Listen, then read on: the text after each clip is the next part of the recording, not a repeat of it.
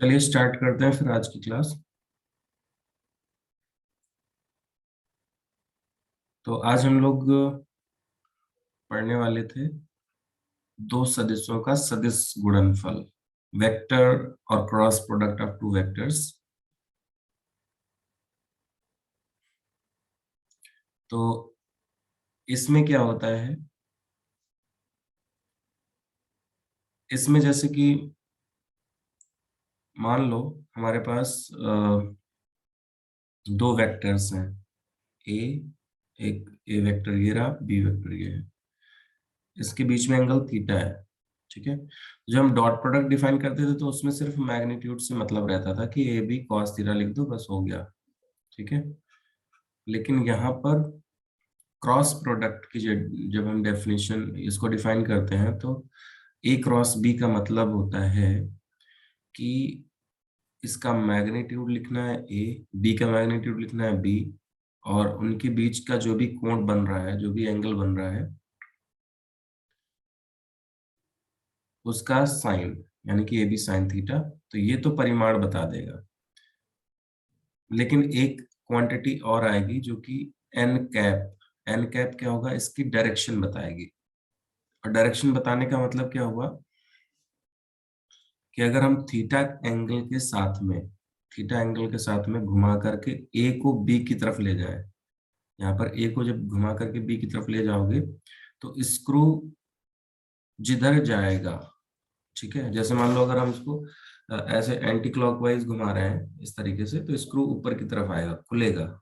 ठीक है, तो स्क्रू जब खुलेगा तो उसकी जिस डायरेक्शन में स्क्रू जाएगा, जैसे ऊपर की तरफ जा रहा है तो ऊपर की तरफ, ठीक है, या अंदर की तरफ जा रहा है तो अगर हम बी को ए की तरफ लेके जाएंगे तो स्क्रू बंद होगा, अंदर की तरफ जाएगा। तो स्क्रू के जाने की जो दिशा होती है वही इस वेक्टर की दिशा होती है, ए क्रॉस बी की। ठीक है, और ए क्रॉस बी ए वेक्टर तथा बी वेक्टर पर लंबवत होता है।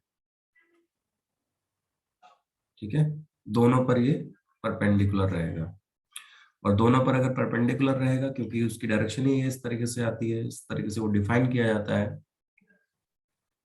तो ए का जब डॉट प्रोडक्ट कराएंगे ए क्रॉस बी से तो वो भी जीरो हो जाएगा, क्योंकि ए क्रॉस बी के साथ में परपेंडिकुलर होता है।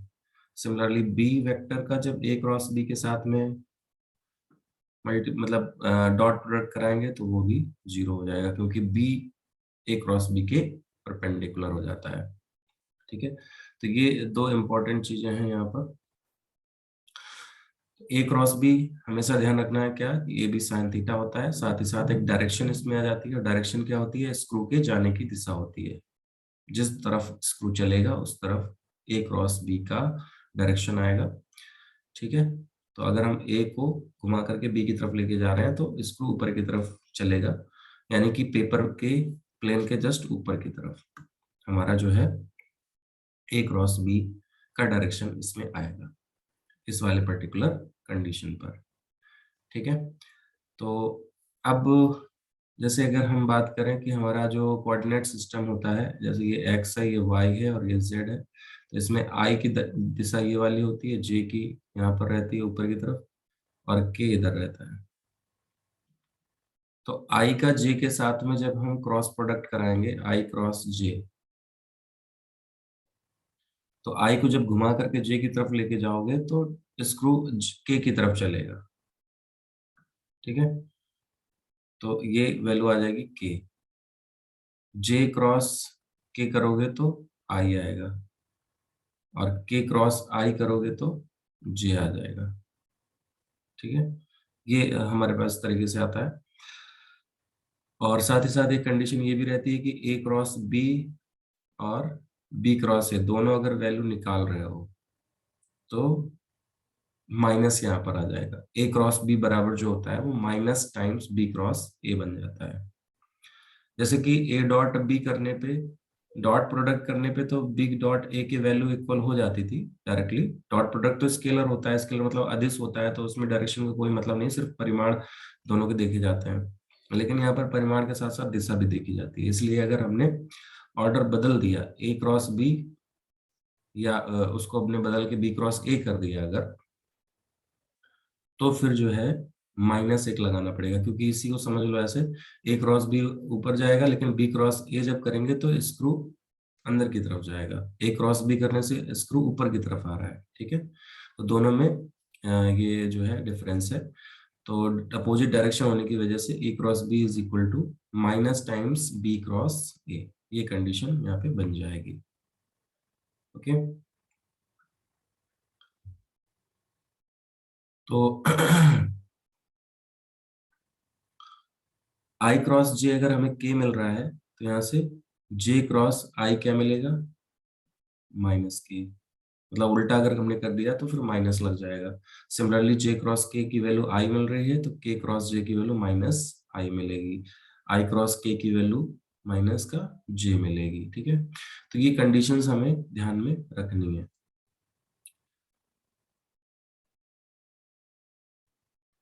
ओके, इतना क्लियर है यहाँ तक?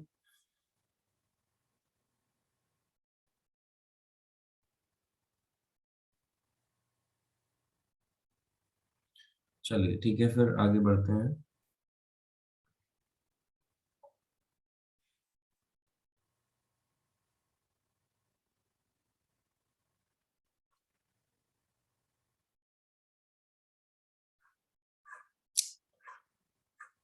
इसमें कुछ ए क्रॉस बी को लेकर के कुछ कंडीशंस हैं, जैसे कि ए क्रॉस बी एक सदिश राशि है, सभी को पता है।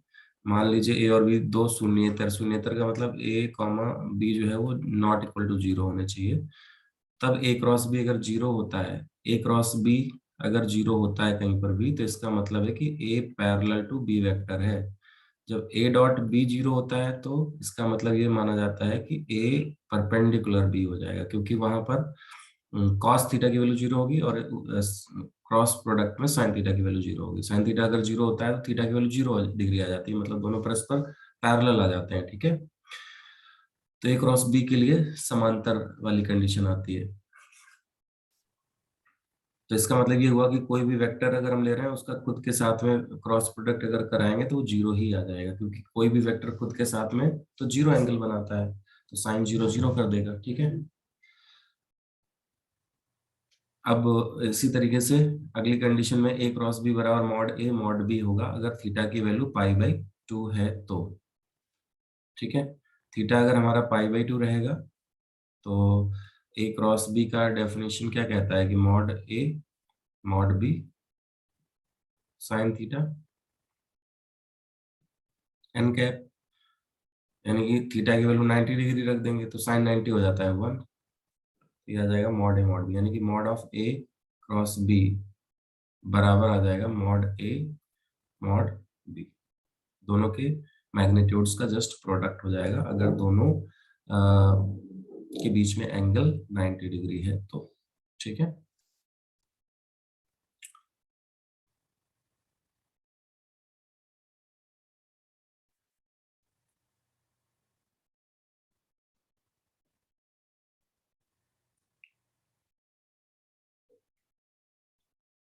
इसके बाद ये मैंने बता ही दिया, जैसे इसमें साइक्लिक ऑर्डर इस तरीके से याद रख सकते हो तुम, कि आई का जे के साथ प्रोडक्ट कराएंगे तो के मिल जाएगा, जे का के साथ कराएंगे तो आई मिल जाएगा, के का आई के साथ कराएंगे तो जे मिल जाएगा। लेकिन अगर हम उल्टी दिशा में जा रहे हो, तो के का क्रॉस प्रोडक्ट जे के साथ कराने पे -आई मिलेगा, जे का क्रॉस प्रोडक्ट आई के साथ कराने पे -के मिलेगा, ठीक है। आई का के साथ में क्रॉस प्रोडक्ट कराने पे -जे मिलेगा। तो इस साइक्लिक ऑर्डर से याद रख सकते हो उसको। आई क्रॉस आई, जे क्रॉस जे, के क्रॉस के सब जीरो हो जाता है। आई क्रॉस जे की वैल्यू के, जे क्रॉस के की वैल्यू आई, के क्रॉस आई की वैल्यू जे, ठीक है, ये होता है। अब इसमें सदिश गुणनफल की सहायता से दो सदस्यों के बीच का कोण जो हम निकालेंगे, तो इसके लिए फॉर्मूला ये हो जाता है। अदिश गुणन में cos थीटा की वैल्यू होती थी a dot b upon mod A mod b, ठीक है, ये होती थी। लेकिन यहाँ पर साइन थीटा की वैल्यू होगी mod of A cross b बटा मॉड ए मॉड बी। यहाँ पे क्रॉस प्रोडक्ट आएगा तो साइन की वैल्यू मिल जाती है, ठीक है।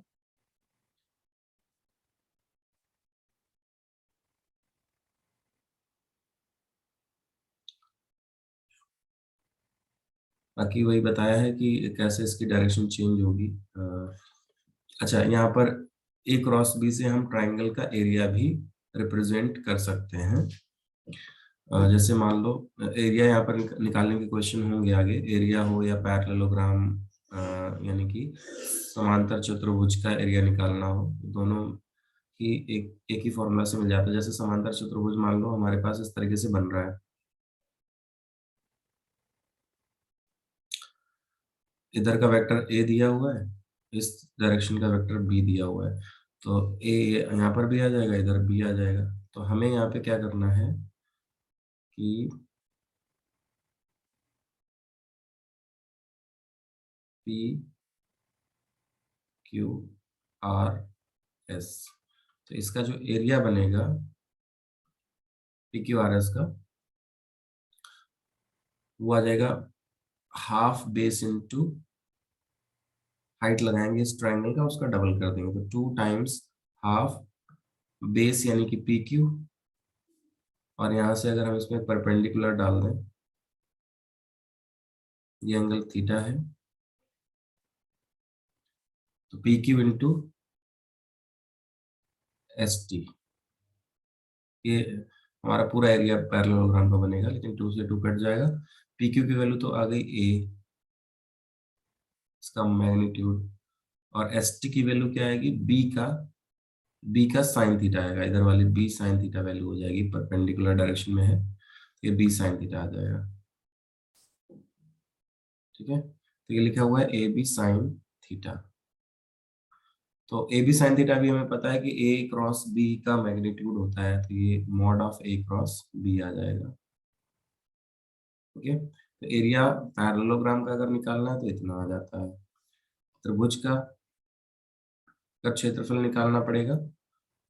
ठीक है, तो उसमें कुछ इस तरीके से कंडीशन बन जाती है, ये ए वेक्टर होगा, ये बी वेक्टर होगा, इनके बीच का एंगल थीटा होगा, तो ये बनेगा 1/2 मॉड ए क्रॉस बी। ठीक है, तो इस तरीके से हम ए क्रॉस बी निकाल लेंगे और हमें उसका आधा करने से त्रिभुज का क्षेत्रफल मिल जाएगा। लेकिन अब बात आती है कि ए क्रॉस बी हम कैसे कैलकुलेट करेंगे। तो इसका तरीका ये रहता है, जैसे मान लो एक ए वेक्टर दिया होता, A1i plus A2j plus A3 के, कुछ इस तरीके से आई जे के में दिए जाएंगे वेक्टर्स। बी वेक्टर अगर हमारे पास है B1i plus B2j plus B3 के, ये भी हमें कुछ इस तरीके से वैल्यू दी जाएगी। तो इसका जब ए क्रॉस बी हम बना रहे होंगे, ए क्रॉस बी मिल जाएगा हमें डिटर्मिनेंट से आई जे के, पहले ऊपर लिखना है आई जे के, और जो पहले वेक्टर के आई जे के गुणांक है वो यहाँ पे लिखना है A1 A2 A3 B1 B2 B3। ठीक है,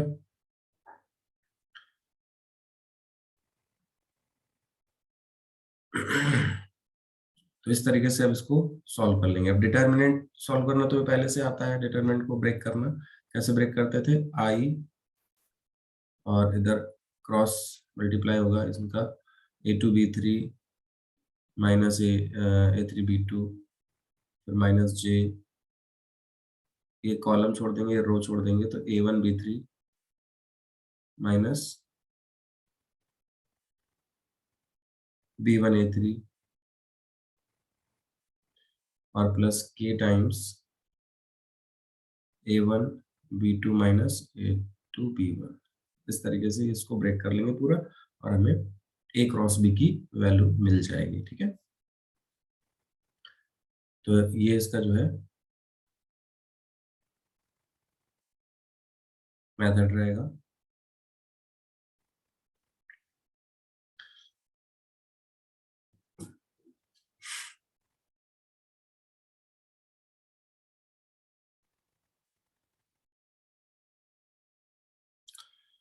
चलिए आगे बढ़ते हैं, ये नोट करते जाया करो सारे चीजें,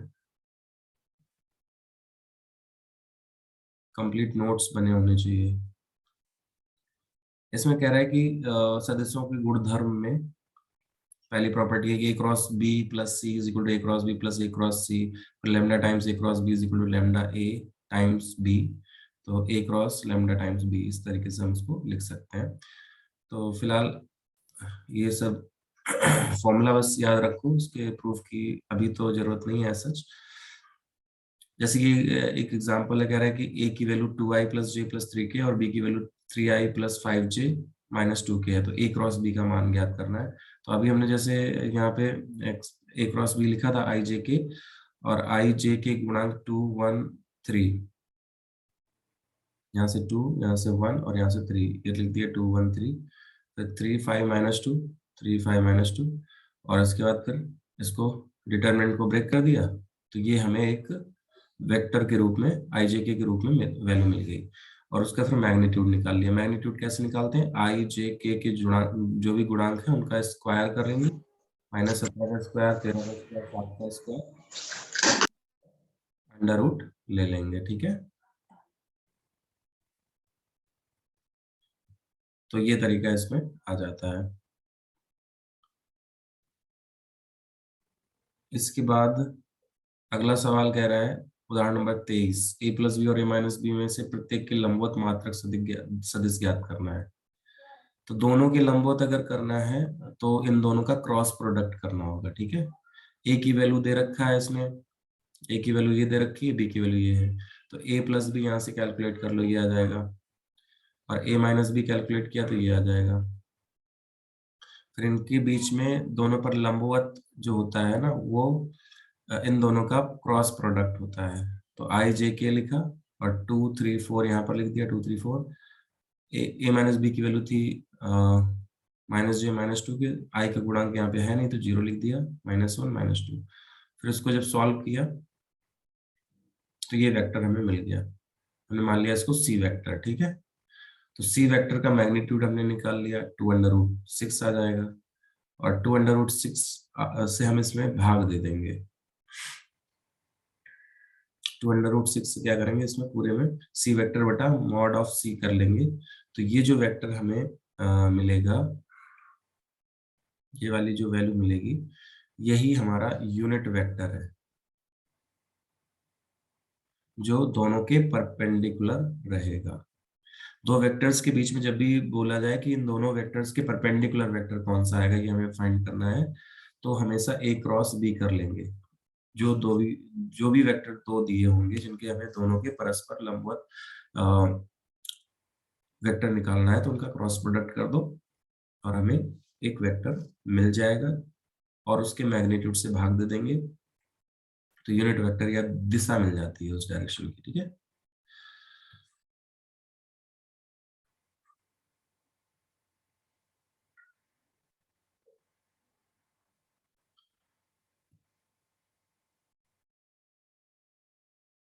अब इसमें कह रहा है कि एक त्रिभुज का क्षेत्रफल ज्ञात कीजिए जिसके शीर्ष बिंदु, अब इसी का एप्लीकेशन स्टार्ट हो जाता है यहाँ पे। कभी तुमसे पैरेललोग्राम यानी कि समांतर चतुर्भुज के क्षेत्रफल के बारे में पूछेगा, कभी त्रिभुज के क्षेत्रफल के बारे में पूछेगा। तो कह रहा है कि एक त्रिभुज का क्षेत्रफल ज्ञात कीजिए जिसके शीर्ष बिंदु ए 1,1,1, 1,2,3 और 2 3 1 है, ठीक है। तो इसमें हमें क्या करना है कि जैसे एक ये त्रिभुज बन रहा होगा कुछ इस तरीके से, एक पॉइंट दिया हुआ है 1 1 1, बी पॉइंट दिया है 1 2 3, और सी पॉइंट दिया है 2 3 1। तो इसमें क्योंकि हमें पता है कि जब हम एरिया निकालते हैं तो half mod a b a cross b हो जाता है। ए क्रॉस बी का मतलब क्या हुआ कि इस डायरेक्शन का एक वेक्टर लेना पड़ेगा और एक इस डायरेक्शन का वेक्टर लेना पड़ेगा, ठीक है। लेकिन स्मॉल ए वेक्टर जो मिल रहा है वो एक्चुअली ए बी वेक्टर है, ठीक है। और ए बी वेक्टर निकालने का तरीका होता है कि बी वाले पॉइंट में से ए वाले पॉइंट हम माइनस कर लेंगे, मतलब 1 2 3 में से 1 1 1 ये माइनस कर लेंगे, ठीक है। तो 1 -1 0, 2 -1 1, 3 -1 2, ये आ जाएगा। फिर बी वेक्टर निकालना है, तो बी वेक्टर का मतलब हो गया ए सी वेक्टर, ए सी वेक्टर का मतलब हो गया सी में से ए माइनस करेंगे, 2 3 1 में से 1 1 1 माइनस करेंगे, 2 -1 1 आ जाएगा, 3 -1 2 आ जाएगा, 1 - 1 जीरो आ जाएगा, ठीक है।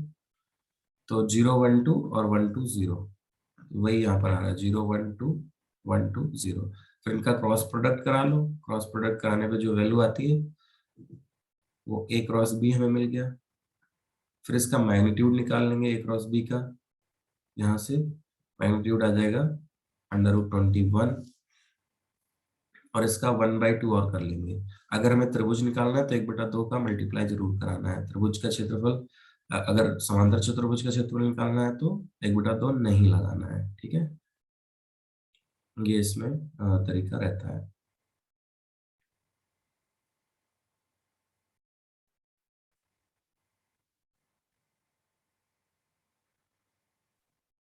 फिर इसमें जैसे 25 में कह रहा है उस समांतर चतुर्भुज का क्षेत्रफल ज्ञात कीजिए जिसकी संलग्न भुजाएं ए 3i + j + 4 के बी i - j + k द्वारा दी जाती हैं। तो इसमें समांतर चतुर्भुज है, समांतर चतुर्भुज है तो डायरेक्टली ए क्रॉस बी कर दो, ए क्रॉस बी का मैग्नीट्यूड ले लो, वही आंसर हो जाएगा, ठीक है।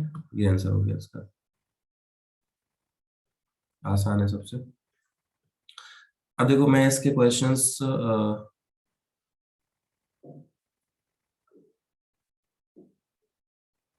यहाँ पे नहीं बताऊंगा, क्योंकि सब इजी हैं। ए क्रॉस बी निकालना है, जैसे कि ए क्रॉस बी तो कर लोगे सॉल्व, ठीक है। और इसमें A + B और A - B की लंब दिशा में मात्रक सदिश ज्ञात कीजिए जबकि A और B के मान दिए हुए हैं। तो A + B पहले निकाल लो, A - B निकाल लो, फिर उनका क्रॉस प्रोडक्ट करा देना जैसे अभी हमने एग्जाम्पल में किया था। हाँ, ये वाला जो है थोड़ा सा कह रहा है कि यदि एक मात्रक सदिश ए वेक्टर आई के साथ में π/3, जे के साथ में π/4 और के साथ में न्यूनकोण कोण थीटा बनाता है तो थीटा का मान ज्ञात कीजिए और इसकी सहायता से ए वेक्टर के घटक भी ज्ञात कीजिए। तो जो एक मात्रक सदिश अगर आई के साथ में π/3 एंगल बना रहा है, इसका मतलब है कि इसमें cos अल्फा की वैल्यू cos π/3 हो जाएगी, ठीक है। कॉस जे के साथ में बना रहा है तो कॉस बीटा गिवन है, यानी कि कॉस π/4 ये गिवन है। और गामा की वैल्यू थीटा है, यानी कि कॉस थीटा की वैल्यू तो कॉस थीटा ही रहेगी, मतलब कॉस गामा की वैल्यू कॉस थीटा रहेगी। तो इसमें बस फॉर्मूला लगा देना कि cos square alpha plus cos square beta plus cos square gamma बराबर 1। अल्फा बीटा गामा की वैल्यू रख दो, π/3 π/4 और थीटा, और इसको हल कर लो, थीटा का मान आ जाएगा, ठीक है। और फिर जब थीटा का मान आ जाए यानी कि गामा की वैल्यू आ जाएगी तो जो ए वेक्टर बनेगा वो बनेगा कॉस अल्फा आई कैप कॉस बीटा जे कैप प्लस कॉस गामा के कैप, ये बनेगा इसका यूनिट वेक्टर, ठीक है। ये आंसर देना है इसमें थर्ड वाले में। फोर्थ का तो इजी है, A - B cross product with A + B। तो मल्टीप्लाई करा लो, कैसे ए का ए के साथ में क्रॉस प्रोडक्ट होगा प्लस ए का बी के साथ में क्रॉस प्रोडक्ट होगा, फिर माइनस का बी क्रॉस ए होगा यहाँ पे, फिर माइनस का बी क्रॉस बी होगा। तो हमें पता है कि जब सेम वेक्टर्स होते हैं तो उनका क्रॉस प्रोडक्ट जीरो हो जाता है, तो जैसे ये वाला टर्म जीरो हो जाएगा, ये भी जीरो हो जाएगा, बचेगा कितना A cross B minus B cross A। और हमें ये भी पता है कि जब क्रॉस प्रोडक्ट में ऑर्डर पलट देंगे तो माइनस हट जाता है या माइनस लग जाता है जैसा जरूरत होगा। तो A क्रॉस B, तो A क्रॉस B रखेंगे, लेकिन माइनस B क्रॉस A हो जाता है A क्रॉस B के बराबर। तो ये वैल्यू आ जाएगी 2 times A cross B। Cross product में डायरेक्शन का बहुत इंपॉर्टेंट रोल है, अगर हमने ऑर्डर बदल दिया है तो माइनस लगाना पड़ेगा। तो इस तरीके से ये 2A क्रॉस B के बराबर वैल्यू आ गई, ठीक है। तो चौथा सवाल इस तरीके से सॉल्व हो जाएगा। पांचवा, जैसा कि इजी है, आई जे के में पूरा लिख करके क्रॉस प्रोडक्ट बीच में लगा है तो एक डिटर्मिनेंट बनाओ और उसमें आई जे के पूरा लिख लिए, लिखने के बाद एक्सपेंशन लगा दो डिटर्मिनेंट का और लेमडा की वैल्यू आ जाएगी, ठीक है। छठा, ए डॉट भी दिया जीरो, ए क्रॉस भी जीरो दिया है, तो डॉट प्रोडक्ट भी जीरो है और क्रॉस प्रोडक्ट भी जीरो है, तो इसका मतलब क्या हुआ, डॉट प्रोडक्ट जीरो होने का मतलब है कि ए वेक्टर परस्पर बी वेक्टर के लंबवत हो जाएगा, और क्रॉस प्रोडक्ट का मतलब है ए पैरेलल टू बी वेक्टर हो जाएगा। तो इसका मतलब ये हुआ कि कोई भी वेक्टर अगर लंबवत है तो फिर पैरेलल नहीं होगा, पैरेलल है तो लंबवत नहीं होगा। तो और दोनों कंडीशन अगर हमें सेटिस्फाई करानी तो दोनों में से किसी एक को कम से कम 0 होना पड़ेगा। ठीक है, या तो या तो ए वेक्टर की वैल्यू 0 होगी या फिर बी वेक्टर की वैल्यू 0। दो में से कम एक वेक्टर तो 0 होगा ही होगा, तभी ये पॉसिबल है, अदरवाइज नहीं। दोनों भी 0 हो सकते हैं लेकिन कम से कम एक 0 रहेगा रहेगा। ठीक है, तो इसमें काफी सारे क्वेश्चंस हैं, 12 नंबर तक के क्वेश्चंस हैं, लेकिन जब सॉल्व करोगे तो काफी क्वेश्चन तो इजी हैं बिल्कुल। जैसे 5-6 तक तो हो ही गए अभी। जो बाकी क्वेश्चंस हैं वो एक बार खुद से भी ट्राई करना, और फिर जो नहीं आएगा उनको हम डिस्कस कर लेंगे। तो अभी एक बार सभी लोग अपने आप को अनम्यूट कर लो, और अगर कोई प्रॉब्लम है आज के क्लास में, कोई समस्या, कोई डाउट तो पूछ लो।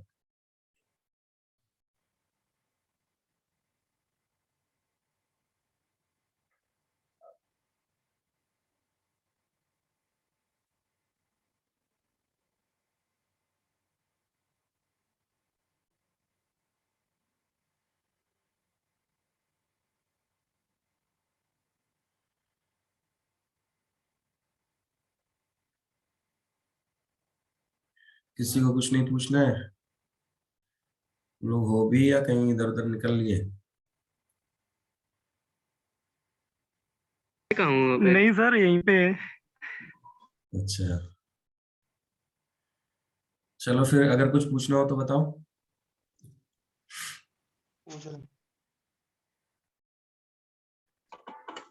सर इसमें फिलहाल तो जो आपने बताया ना वो तो क्वेश्चन हो जाएंगे, हम्म। और जो उसी टाइप से हैं वो थोड़े बहुत हो जाएंगे, लेकिन जब डाउट आएगा तो सर करेंगे तब बता देंगे। हाँ ठीक है, डाउट लास्ट में एक बार डाउट सेशन रखेंगे, उसमें पूछ लेना सारे। ठीक है, जी सर। ठीक है, फिर आज का क्लास ओवर अब करते हैं। कल कल तो क्लास नहीं रहेगी, अब मंडे को रहेगी क्लास। ठीक है।